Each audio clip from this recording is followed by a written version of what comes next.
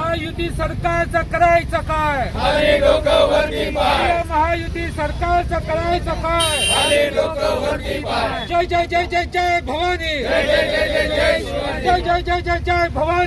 खऱ्या अर्थाने आजच्या आंदोलनाची रूपरेषा नक्कीच तुम्हाला वेगळी वाटली असेल, पण त्यामागचं खरं कारण आहे आंधळं प्रशासन आणि मुकी झालेली जनता, ज्याला या सरकारने अच्छे दिनच्या नावाखाली अक्षरशः गाजर देऊन सगळ्याच कंडिशनमध्ये फक्त वेठीस आणलेलं आहे.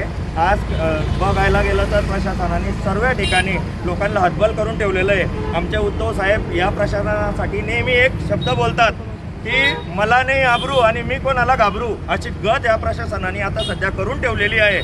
आपले सन्माननीय मुख्यमंत्री म्हणतात की विरोधकांची चाल आहे, लोकांना लाईन लावायला लावत आहे.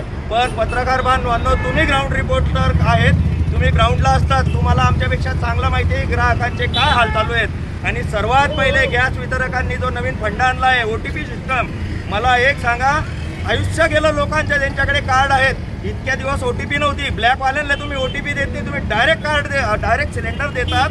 मग जो ग्राहक तुमच्याकडे टॅक्स पेयर आहे, जो तुमच्याकडे नियमाने पैसे भरतो, त्याला तुम्ही OTP सिस्टमच्या नावाखाली वेठीस धरलेला आहे. काही लोक कामधंदे बुडवून तिथं थांबलेले 75, 80 वर्षाचे म्हातारे लोक तिथं सिलेंडर घ्यायला दिसत आहेत. आणि या सिलेंडराविरोधातच आज आम्ही आंदोलन केलेलं आहे. सन्माननीय घुगे साहेबांकडे आम्ही आज हे निवेदनाच्या माध्यमातून जनतेची हाक पोहोचवणार आहेत. पण याच्यात जर 8-10 दिवसात सुधारणा नाही झाली, कारण येणाऱ्या 2 दिवसात आपला सर्वात मोठा सण गुढीपाडवा आहे, मुस्लिम बांधवांचे ईद आहे.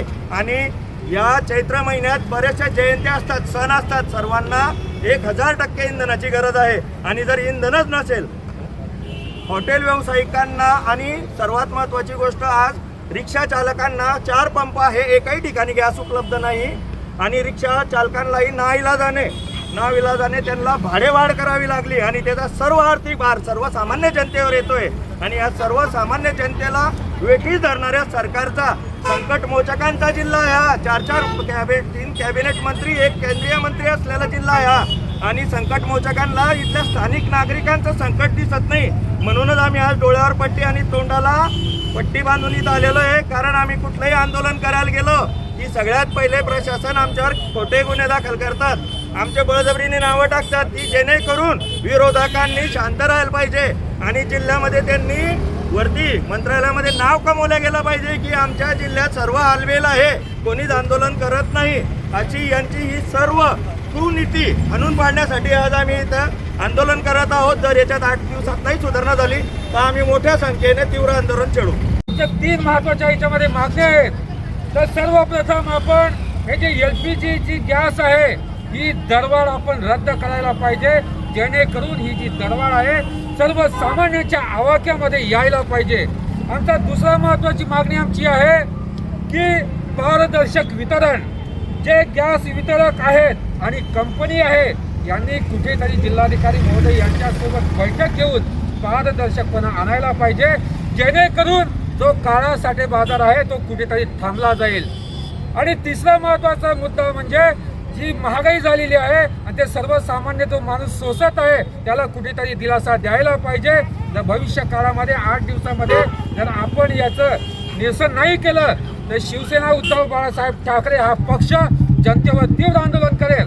आणि सर्वात महत्त्वाचा मुद्दा म्हणजे आजची जी गोष्ट आहे, आपल्या या महाराष्ट्र राज्यामध्ये पुणे जिल्हा आहे, पुणे जिल्ह्याचे जिल्हाधिकारी जितेंद्र साहेब यांनी एक आदेश पारित केलेला आहे आपल्या पुणे जिल्ह्यामध्ये. जो कोणी ग्राहक असेल, LPG गॅस सिलेंडरचा ग्राहक असेल, जर त्याने आपले सिलेंडर बुक केलं असेल तर 96 तासाच्या आत गॅस सिलेंडर ग्राहकाच्या घरी ते सिलेंडर पोहोचलंच पाहिजे. आणि जर का ते सिलेंडर नाही पोहोचलं तर गॅस वितरक कंपनी सहित कंपन्यांवर सुद्धा गुन्हे दाखल केले जातील, असा आदेश पुण्याच्या जिल्हाधिकारी महोदय यांनी काढलेला आहे.